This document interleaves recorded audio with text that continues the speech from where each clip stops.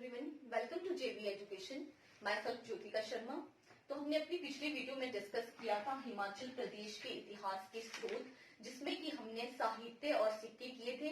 आज जो हम करेंगे वो करेंगे शिलालेख, यात्रा वृतांत, वंशावलियां, भवन और आपके मंदिर वगैरह, जिनसे कि हमें हिमाचल प्रदेश के इतिहास का पता चलता है। ठीक है, तो जो हमारे पास थर्ड है वो है शिलालेख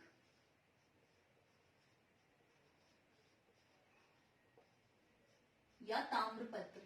ठीक है,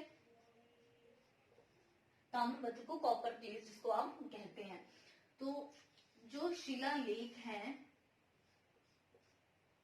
हिमाचल प्रदेश में जो प्राचीन शिलालेख हैं वो पत्थरों पे धातुएं, जैसे कि आपके पास सोना, चांदी, पीतल, ठीक है, तांबा, इनमें लिखे जाते थे।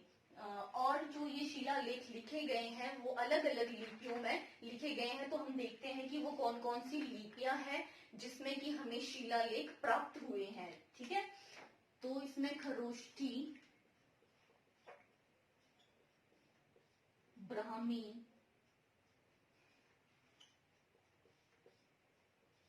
नागरी, टांकरी, शारदा, कुटीला, भोट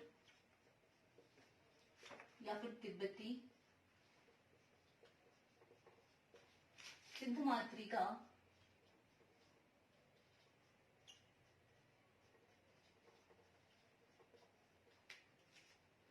ये जो लिपियां हैं, इनमें जो शिलालेख आज हमें मिले हैं वो इन लिपियों में मिले हैं। ठीक है,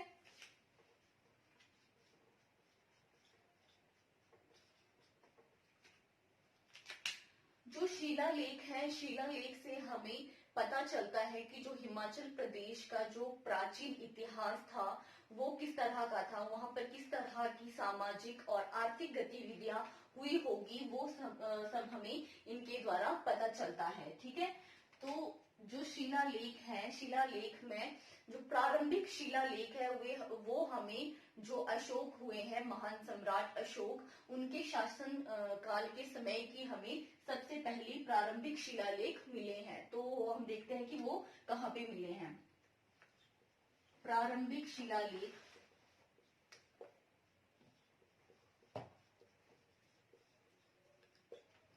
सम्राट अशोक,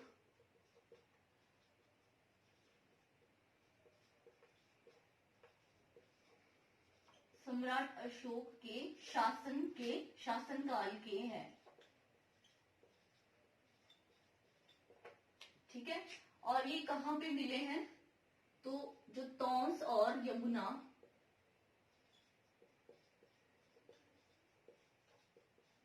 तौंस और यमुना के संगम में स्थित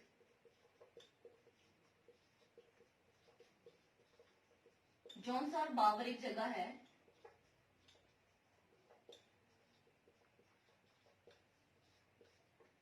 ठीक है, वहां पर जो है सबसे प्राचीन जो इनके टाइम का शिलालेख था वो हमें मिला है। कहाँ पे? जौनसार बावर में। इसके बाद जो चंबा है, चंबा में 16वीं शताब्दी तक जो है 130 ताम्रपत्र यानी कि 130 कॉपर प्लेट्स मिली थी, जो कि उस वक्त के राजा महाराजाओं से संबंधित थी। और जब वो कोई भी भूमि दान करते थे तो उस समय वो एक ताम्रपत्र जारी करते थे। ठीक है, तो वो 130 प्लेट है जो कि 16वीं शताब्दी तक हमें चंबा से प्राप्त हुई है। 130 ताम्रपत्र चंबा से प्राप्त हुए हैं। ठीक है, और ये क्यों दिए जाते थे? जब भी कोई राजा या महाराजा किसी को भूमि दान करता था, किसी ब्राह्मण को, या तो उसके साथ साथ में वो एक कॉपर प्लेट भी जारी करता था। ठीक है, इसके अलावा जो चंबा में है, चंबा का जो भूरी सिंह म्यूजियम है, वहां पर 36 जो है अभिलेख मिले हैं, वो चंबा से ही मिले हैं और वो भूरी सिंह म्यूजियम में रखे गए हैं। और जो ये अभिलेख है ये शारदा और टांकरी लिपि में लिखे गए हैं। ठीक है, 36 अभिलेख।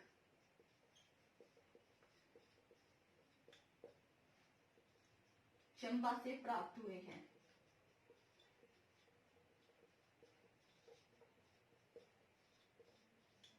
ये ऊपर कॉपर प्लेट है और ये अभिलेख है, ठीक है, और ये भूरी सिंह म्यूजियम में सुरक्षित रखे गए हैं।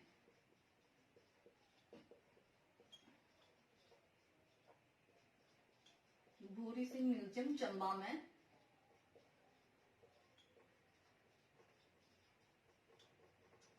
रखे गए हैं।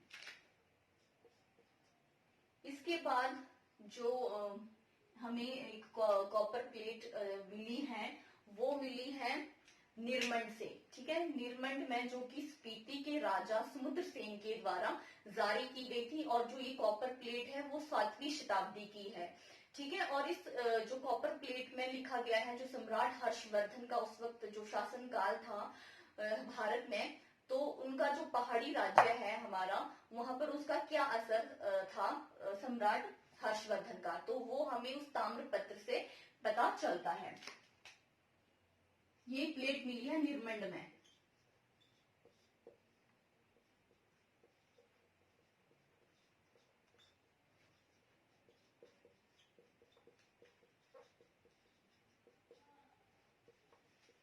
जो कि स्पीति के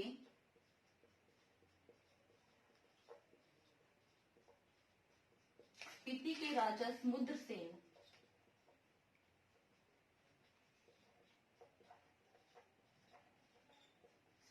के द्वारा जारी की गई थी।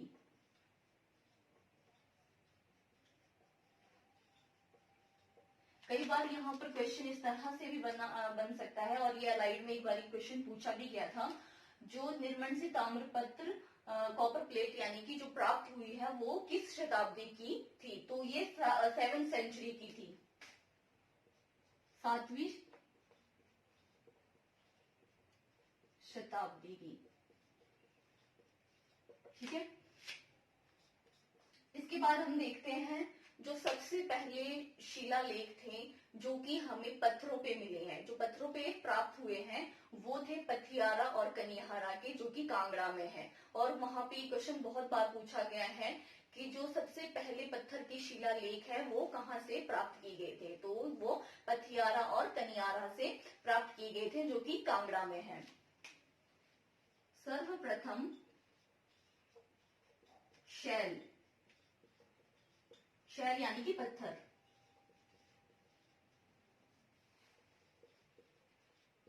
सर्वप्रथम शैल शिलालेख पथियारा और कनिहारा, ये दोनों जगह है कांगड़ा में।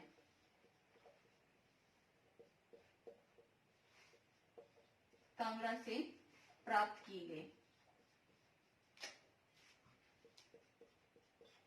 और जो ये शिलालेख हैं, ये थे ब्राह्मी और खरोष्टी लिपि में।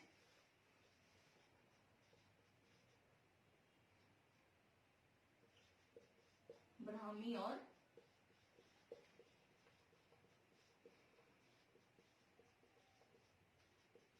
खरोष्टी लिपि में, ठीक है। जो कनिहारा था, कनिहारा का संबंध था जो कुषाण जो काल था, वो उस समय की जो यहाँ पे शिलालेख थे कनिहारा में जो प्राप्त हुए हैं वो कुषाण काल के थे। जो पथियारा में मिले हैं वो मौर्य काल के शिलालेख हमें प्राप्त हुए हैं। इसके बाद जो लेख हैं वो शिमला जिला के, शिमला के हाटकोटी, वहां पर एक गुफा है सोनपुर गुफा, सोनपुर गुफा से एक शिलालेख प्राप्त हुआ।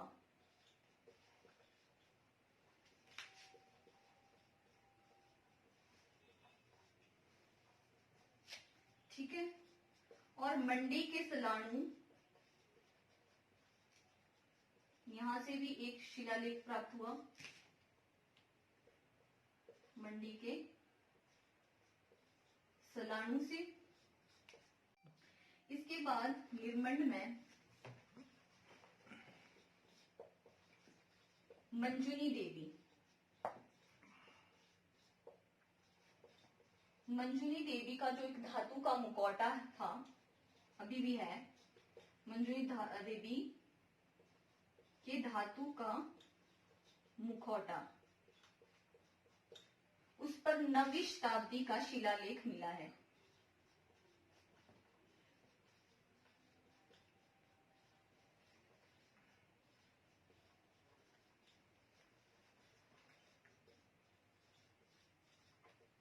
ठीक है, और इसके अलावा एक शिलालेख सरहान से प्राप्त हुआ है, और एक जो आपका कांगड़ा में भी जो जैन धर्म था उनके भी कुछ शिलालेख वहां से प्राप्त हुए हैं। तो ये सब थे शिलालेख और ताम्रपत्र, जिससे कि हमें हिमाचल प्रदेश के जो प्राचीन इतिहास था उसके बारे में जानकारी मिलती है। जो अब हम नेक्स्ट करेंगे वो करेंगे भवन और मंदिर।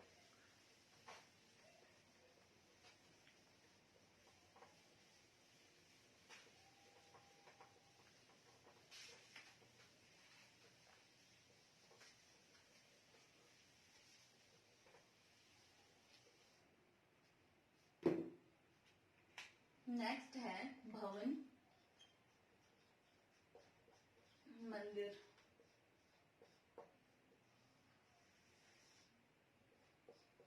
तो जो भवन में है वहां पे सबसे मेन जो हमारे पास है कांगड़ा का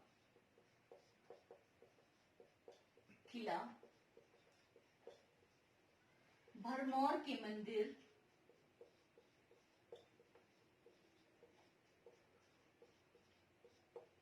सिरमौरी ताल,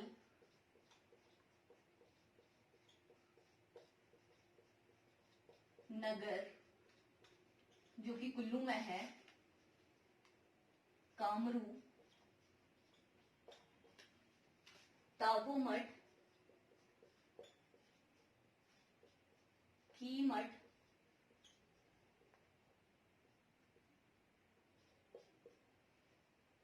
Masroor rock cut temple,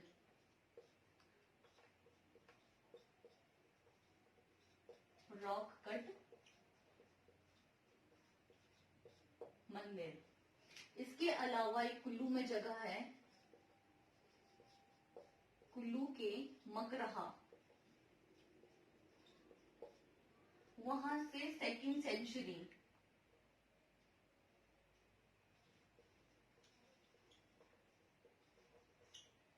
century का एक मंदिर मिला है जो कि लकड़ी का है।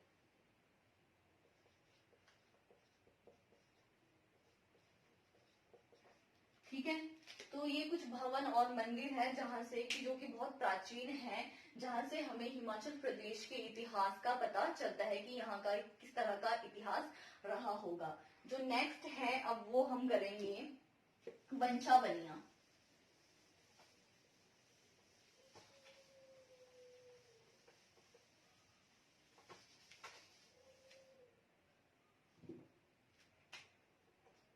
फिफ्थ है वंशावलियां।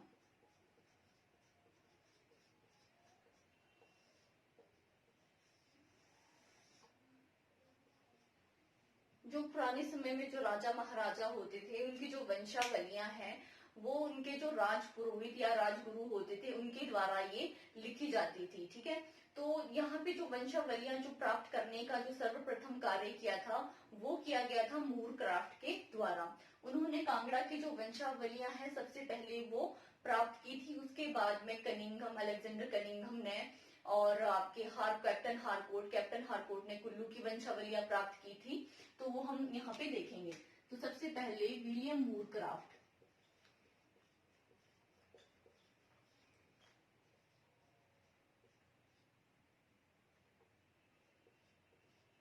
विलियम मूर क्राफ्ट ने सर्वप्रथम जो है वंशावलियों पर काम किया और इन्होंने कांगड़ा की वंशावलियां खोजी,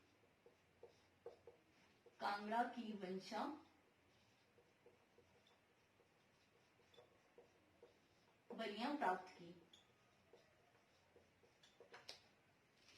इसके बाद कैप्टन हारकोट,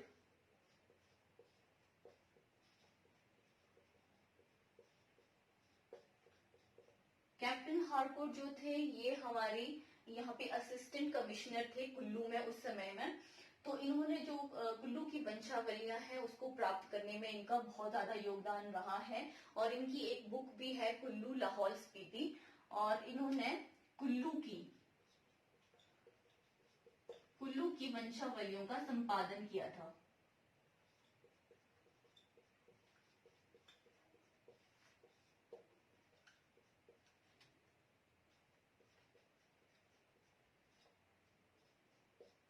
ठीक है, कुल्लू की वंशावलियों का संपादन किया। और इसके अलावा जो इनकी एक किताब है, कई बार वो एग्जाम में पूछी जाती है, उसका नाम है कुल्लू लाहौल स्पीति।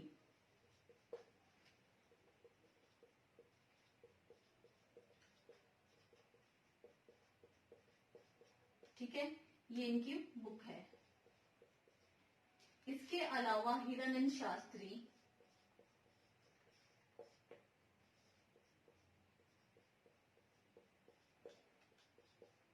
शास्त्री ने भी कुल्लू के जो ऐतिहासिक दस्तावेज थे वो इन्होंने प्राप्त किए।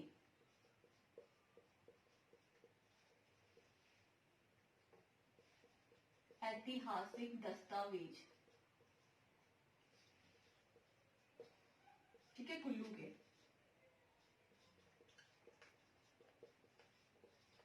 इसके बाद जो है अलेक्जेंडर कनिंघम।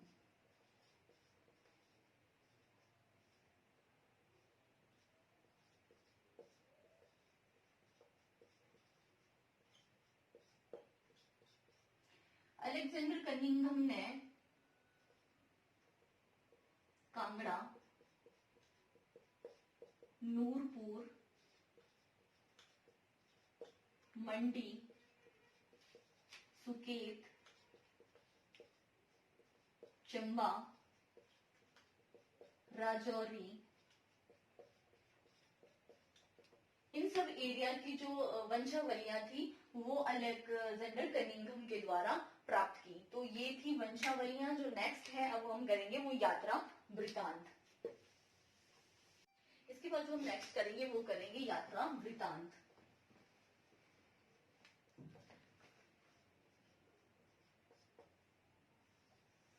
यात्रा वृतांत में जो हिमाचल प्रदेश का सर्वप्रथम विवरण है वो टॉलमी के द्वारा किया गया है, जिसमें उसने कुलिंदों का वर्णन किया है।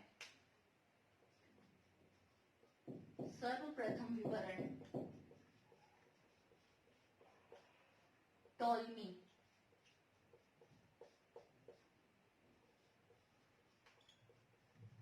टॉलमी के द्वारा किया गया और इसने इसमें कुलिंदों का वर्णन किया है। नेक्स्ट था चीनी यात्री हवेनसांग।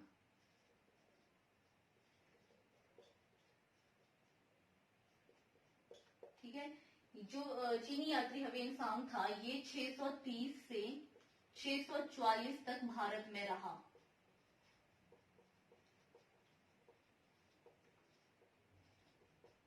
ठीक है, और इस दौरान में ये कुल्लू और त्रिगर्त भी आया और इसने यहाँ का जो कुल्लू और त्रिगर्त था वहां का वर्णन इसने किया है।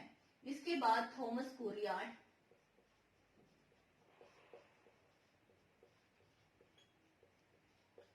कोरियार्ड, और विलियम फिंच।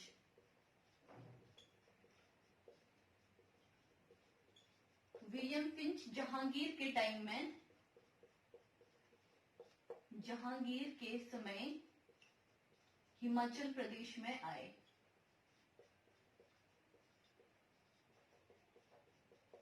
ठीक है, इसके बाद फॉस्टर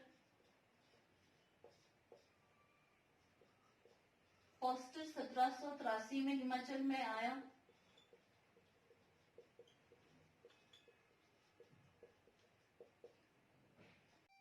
इसके बाद विलियम मूरक्राफ्ट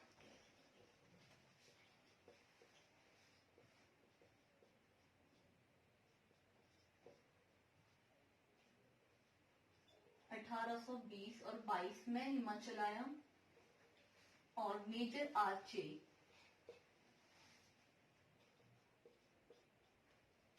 1829।